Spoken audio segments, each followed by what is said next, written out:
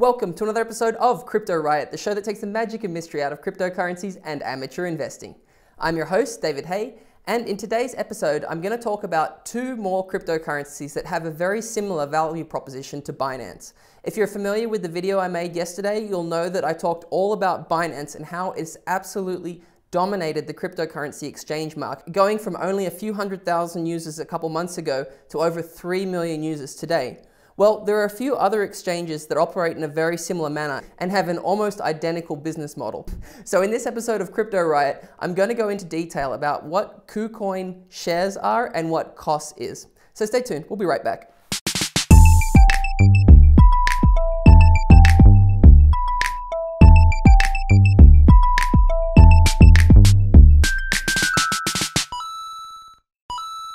So guys, I'm going to experiment with a few different video formats. In this video, I'm actually going to move the drawing for the 0.1 Ethereum to the end of the video. We're still doing that competition, so remember to hit like, subscribe to the channel, and comment. In the comment, make sure you include your Ethereum address. You're automatically entered into the drawing. You guys know the drill. But right now, what I want to do is start talking about these different exchanges and how they're so different from anything else that I've seen before. This video that I made was about Binance and how it's just absolutely crushing Poloniex and Bitfinex. And I just wanted to respond to a couple questions that I got because this video is actually going to be fairly similar. We're looking at two other crypto exchanges that have just popped up, and a lot of the same principles are going to apply. So first off, thank you to the crypto maniacs who actually jumped on to respond to some questions that a user had posted about, first of all, the BNB token not actually being worth anything. They gave an excellent breakdown and explained exactly how the BNB token worked and how you would in fact be saving money. And that really helps the whole community. So, you know, it's impossible for me to know everything. I'll try to get to all of your questions and answer them. But if you're knowledgeable about a certain subject, I really appreciate when you jump in because this is really helpful for everybody. Now, the other thing that I wanted to address was there was a user here, Overhead Waves, who told me that this was a load of crap and that the only reason I made this video was to get kickbacks from Binance. So, I mean, you know, I'm trying to be as transparent as possible. I did mention the affiliate program, and actually one of the affiliate programs, actually one of my, in my opinion, one of the strongest features of Binance, because that's been a very successful format for Coinbase. Coinbase has had that $10 referral program all this year, and they've signed up a lot of users. So I personally use Binance. I've been as transparent as I can be about that. I hold BNB tokens. I have about $3,000 worth of BNB tokens right now. And in my opinion, this type of crypto, and we'll talk about KOS and we'll talk about KuCoin as well. I think it's called KuCoin shares. Man, that's a mouthful.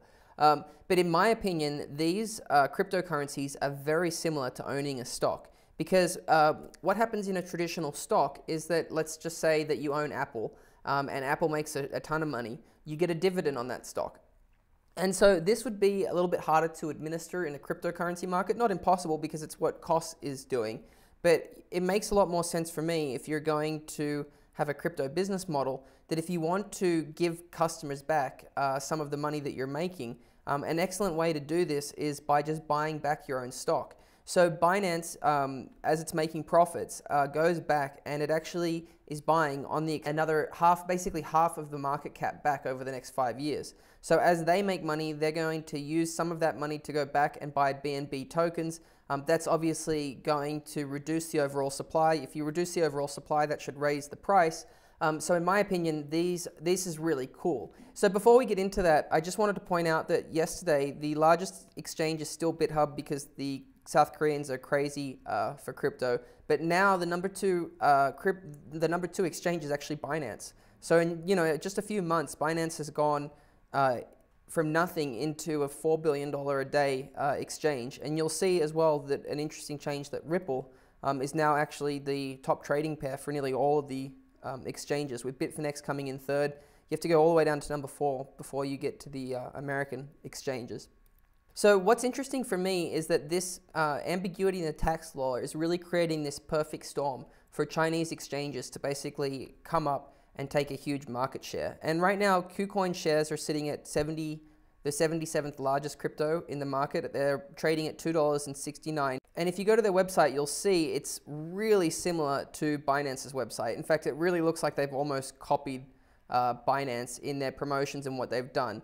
The difference being in KuCoin, they're actually a little bit more intense when it comes to their multi-level marketing. In my opinion, they've done sort of an embarrassingly poor job on their videos. So you can see that they have a much more complicated fee structure. They are still paying users back. The difference being is that it's sort of like BitConnect where you have multiple tiers. I want to say that Binance's commission structure is very straightforward.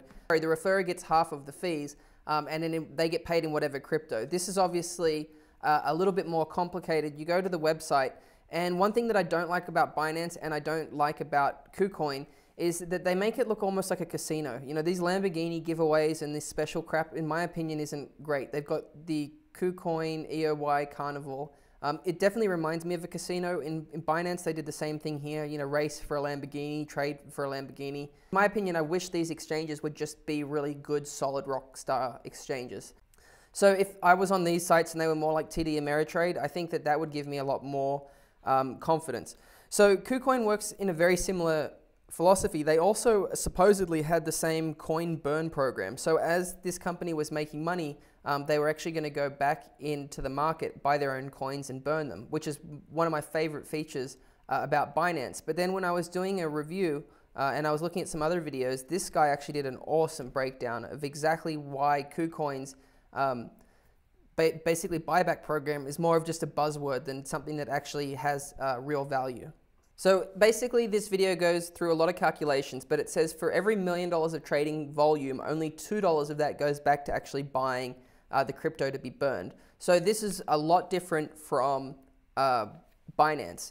And in my opinion, these guys just seem not nearly as well polished and not really as well put together. But at the same time too, if you look at CoinMarketCap, they have a much lower market cap. They do have a distinct advantage when it comes to adopting new coins, because a lot of the reasons that people are using the new exchanges, you know, if you've watched my videos, a lot of the reasons that people signed up to Binance in the first place was to buy IOTA.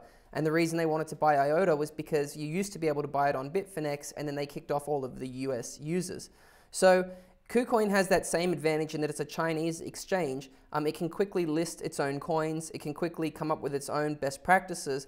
And instead of investing in Apple as a stock, I can just own this KuCoin share, and then I can get a distribution of the tokens. Now, just to be clear, I think that Binance has a much better model. I think that KuCoin's maybe a little aggressive in their marketing, a little too aggressive in their marketing. So I don't think this has quite the same value proposition, but it's also trading at a lot lower valuation as well. So there might be some value in the future if they can rebrand and they can sort of grow the same way that Binance has grown. They also, I think, only have 300,000 users, so they have like 1/10 of the volume. If we go back to CoinMarketCap, if we go over to CoinMarketCap, we can see the exchange. You can see that KuCoin's trading Ethereum, Deep Brainchild, some more of the exotic cryptocurrencies. So they have that advantage, and I think because of the ambiguity in the tax law, we're going to see a lot of people that are going to be really upset come April next year when they realize they're going to have to pay tax on a lot of trades that they didn't think that they had to pay tax on. So I think that's going to create a huge backlash that we haven't even really fully started to see in the US yet. But I think that that's just going to drive so much of the business over to the foreign exchanges. One interesting fact is that they said that they are aiming to become the 10th largest exchange by 2019. And considering Binance is now the world's second largest exchange, it doesn't seem that it's that impossible to think that their marketing is going to be majority taken care of by the user base, because they'll go out and promote it. It's very similar to Coinbase's marketing strategy. It's very similar to Binance's marketing strategy. They'll list exotic pairs. They'll more than likely be completely exempt from the anti-money laundering rules for the reason that they'll be based in China, and China just won't care and won't even try, in my opinion, to follow the rules. And they'll be they're a powerful enough country to basically just thumb their nose at the US and thumb their nose at the rest of the those banking practices. So you know, just for example, right now it's a $2,000 withdrawal limit on Bittrex, it's a $30,000 withdrawal limit on Binance. There's this huge discrepancy, and I think China's part of this huge windfall. And I think now that they've got this industry, I don't think that they're going to go give it back. So unless the US fixes its laws, I think that this is going to be a continued trend in 2018. Now, one of the other cryptocurrencies which is very similar to the other two that I mentioned is COS. But the difference with COS is trying to be a lot of different things at the same time. It's trying to be a payment gateway, it's trying to list merchants, it's trying to do the token swap. But when you come down to the value proposition of what COS actually is, it's pretty much the same as Binance's value proposition in that it's a trading platform, and that the trading platform is set up in a way where the users are kicked back the fees. So if I refer you to COS, you start using COS, half of the fees that they generate, I'll get. So this is another good option, in my opinion. This is not nearly as markety and overblown and overpromised as, for example, KuCoin. COS as an exchange has a very low volume, 600,000 a day. But one of the things that I didn't like as much as Binance is that they've got no coin buyback. So KuCoin says they have a coin buyback, but in actuality, it's not that great coin buyback. These guys just don't have one at all. So in my three, when I'm comparing these three, Binance has a very similar system to COS. The main difference for me is that Binance is actually buying those coins back and taking them out of circulation. So the total market supply of coins for Binance over the next 5 years is going to be halved, whereas COS is going to remain the same. KuCoin tried to do some tricky marketing to make it sound like that's what they were going to do, but I agree with everything that was given in this video about the way that they've done that, and I don't think that's actually going to be very useful. So guys, I do like all three of these cryptocurrencies in the sense that they are automatically generating value. I mean, we think that the altcoin market's going to be big. We think the Bitcoin exchange market's going to be big next year.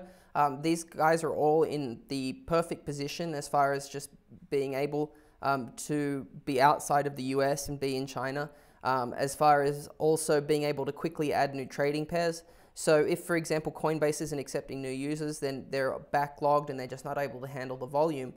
These new cryptocurrencies will start getting listed on KuCoin first. And you know, if Bittrex can't handle the volume, KuCoin, I'm sure, will step in and take that place. So if you're looking to buy coins and for whatever reason you can't buy them on Bittrex, I think that that's automatically going to push a huge amount of users onto these platforms. I still think out of the three that my personal favorite is the Binance coin. I might put some small positions in these two. But again, the biggest advantage here with KuCoin and COS is that they're so new and they're not nearly as discovered. When I came in on Binance, it had already sort of 10x'd, and maybe if you were looking at KuCoin and you're looking at COS, these are much earlier on in their development. You can definitely see that KuCoin's marketing is leaves a lot more to be desired. They have a long way to go, which Binance's marketing wasn't great 2 months ago. They've really done a great job of stepping up their game. When I visited their site a couple months ago, it didn't look anything like it does today. So guys, one last thing that I did want to do was just pick the lucky winner from the video.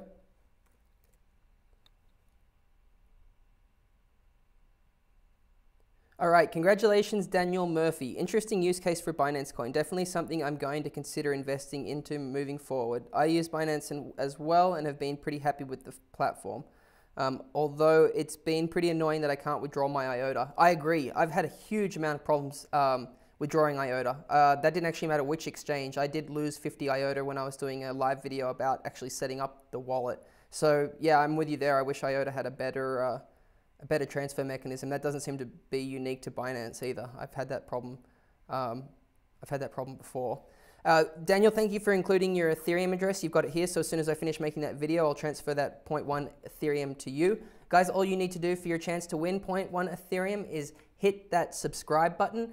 There's a little bell symbol next to it. If you want to start watching the live streams that I'm doing, which is the Crypto and Chronic live streams, that's really very laid back. It's Q&A style. So if you want to be part of that, just make sure you hit that that bell button, and then that bell button will notify you of the events as I'm posting them. And then of course, when you do leave the comment, make sure you include a question in there, and then at the end of it, include your Ethereum address. That way it won't get marked as spam. Guys, I hope you enjoyed this video. If you do have any questions or comments, please leave them below. Until next time, I'll see you later. Psst, follow me. Every time somebody likes one of my videos, I water these plants. Every time somebody subscribes to my channel, I give them a treat. Every time somebody shares a video on Facebook. So if you like gardening, dogs, America, or cryptocurrencies, you should support this channel.